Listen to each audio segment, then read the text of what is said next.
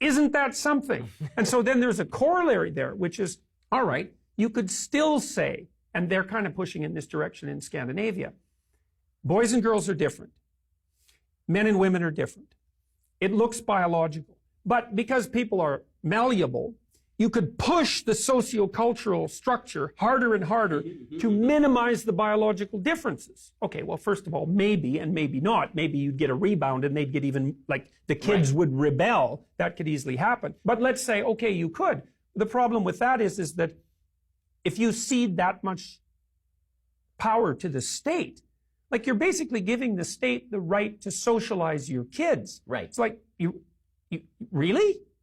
Really? You really want to do that? I mean, the people in Israel couldn't do that with the kibbutzes, right? It didn't work.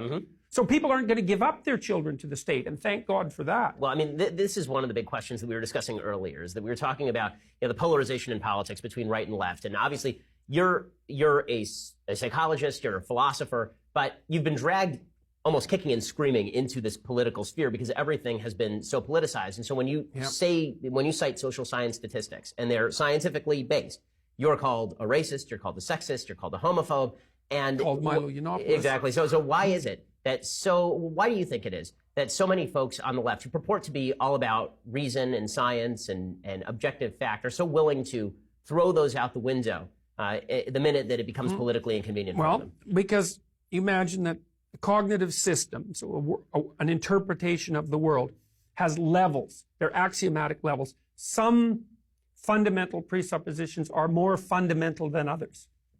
And you could say, well, the leftists, historically, maybe because of their atheistic rationality, are more on the side of science than, say, the fundamentalists of any sort. But when push comes to shove, you find out how the axioms are nested. There's deeper axioms underneath that, which is that all hierarchies are based on power. And all power plays are based on group identity, tribal identity, essentially. And that the entire history of the world is nothing but a power play between these different identity groups. It's like, okay, well, if the science indicates that some of that's wrong, then do you alter those beliefs or do you alter the science? And the answer to that question is, well, it depends on how you've hierarchically arranged those. If the science is at the bottom, then you alter your beliefs, right? If the scientific facts are the axiomatic substructure, then you alter your beliefs. If your beliefs are the axiomatic substructure, then you alter the science. Well, we've seen how that plays out.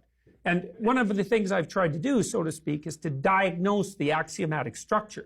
It's like, okay, what's the metaphysical presumption structure of the